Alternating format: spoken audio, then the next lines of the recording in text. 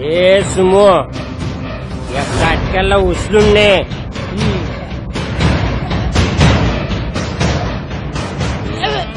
चल रे. रांडाचा माना विलन बोलतोय.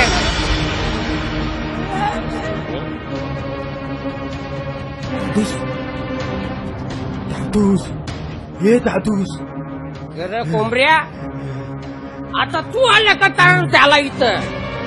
अरे दादूस, अरे मी केलेला त्रास एवढा, अरे मनाच केवढा त्रास. तो चुलबुल ना चुलबुल, अरे तो माझ्या माग नुसता कुत्र्यासारखा लागले. बोल, याला जेव्हा तुझे कुल्यावर लाट पडत ना, तेव्हा तुला माझी आठवण होत.